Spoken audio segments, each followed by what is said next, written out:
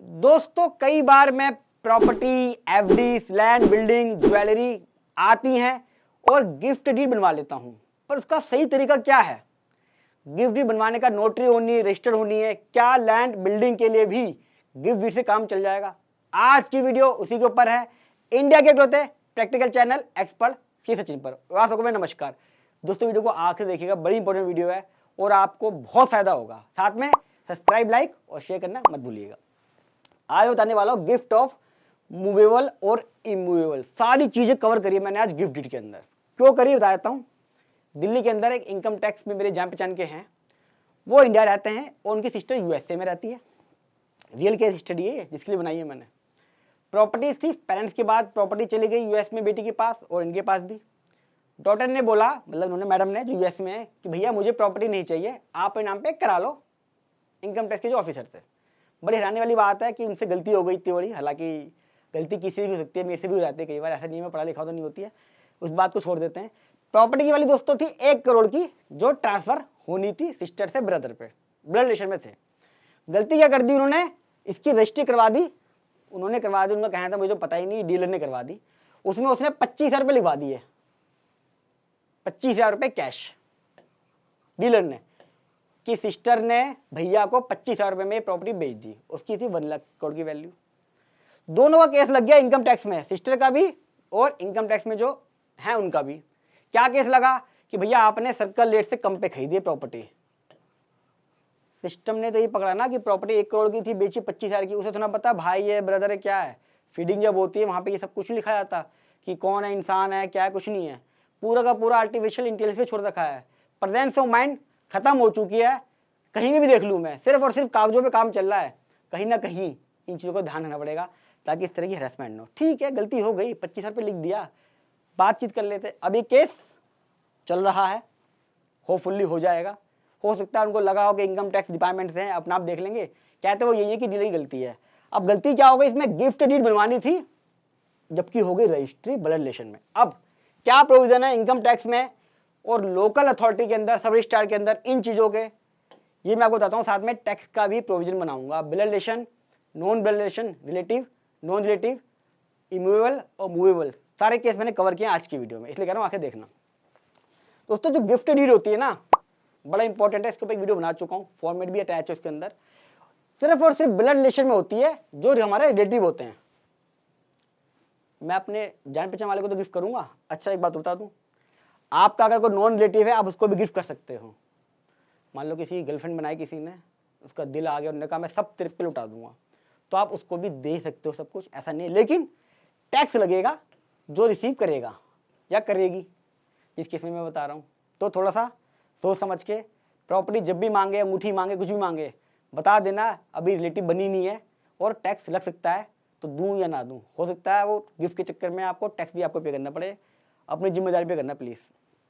इस केस में टैक्स नहीं है अगर ब्लड रिलेशन में है। अच्छा, रिलेटिव कौन है, कौन से ब्लड रिलेशन कवर हैं, इसके लिए मैंने सेपरेट वीडियो बना रखी है, डिस्क्रिप्शन में लिंक चेक कर लेना, यहाँ नहीं बता रहा मैं।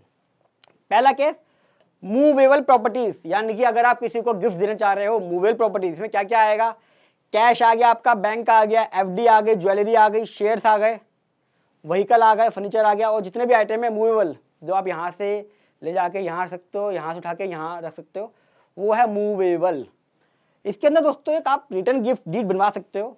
100 रुपये का स्टैम्प पेपर लिया, उसके अंदर आ गया पूरा आपका स्टैम्प पेपर, लेके उसे नोटरी करा लिया, आपका काम खत्म है। इससे ज़्यादा कुछ नहीं करना। हाँ, व्हीकल के अंदर आपको वहाँ पे जाके आरसी अपनी में नाम चढ़वाना होगा, गिफ्ट डीड के थ्रू, वो चढ़ जाएगा, कोई दिक्कत नहीं, ट्रांसफर हो जाएगा। बाकी एज इट इज आपके पास आ जाएगी, आपको कहीं नहीं जाना। आप चाहे उसको रजिस्टर करा लो या अनरजिस्टर करा लो, काम आपका खत्म है।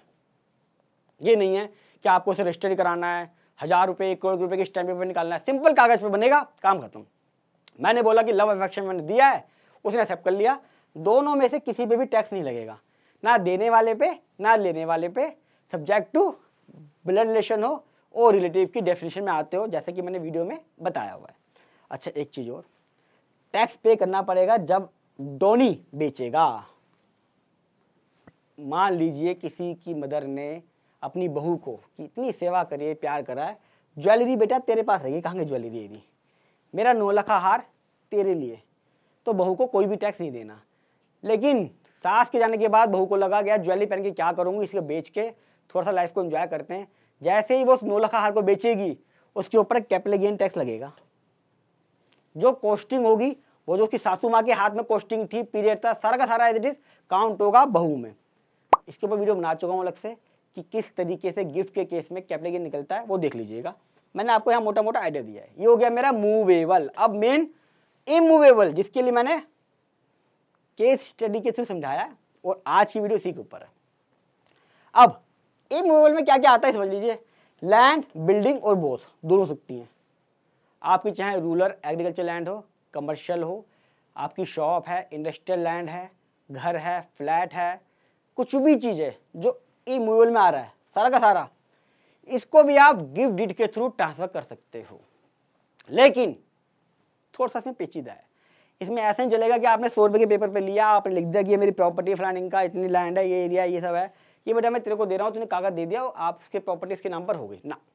इसमें चेंजेस क्या है, मूवेबल में क्या चेंज है, मूवेबल में दोनों में मेन फर्क क्या है, यही फर्क है कि वहां तो कागज बन गया, खत्म काम, इंटरनली काम कर लिया। यहाँ पे करना पड़ेगा आपको, गिफ्ट डीड को रजिस्टर करना पड़ेगा। कहाँ रजिस्टर होगी, सब रजिस्ट्रार, जहाँ पे रजिस्ट्रियाँ होती हैं। स्टैंप ड्यूटी जो होगी वो भी पे करनी पड़ेगी, वो है स्टेट वाइज। एग्जाम्पल देता हूँ मैं, दिल्ली के अंदर अगर किसी को प्रॉपर्टी देनी है, एक बाप को अपने बेटे को प्रॉपर्टी देनी है, हालांकि मैं मानता हूँ जीते जी कभी देना चाहिए, पर फिर भी अगर दे रहा है तो वह गिफ्ट डीड बनवाएगा, जो डीड राइटर है उससे बनवाएगा कि ये प्रॉपर्टी जैसे रजिस्ट्री होती है सेम बनेगी वो।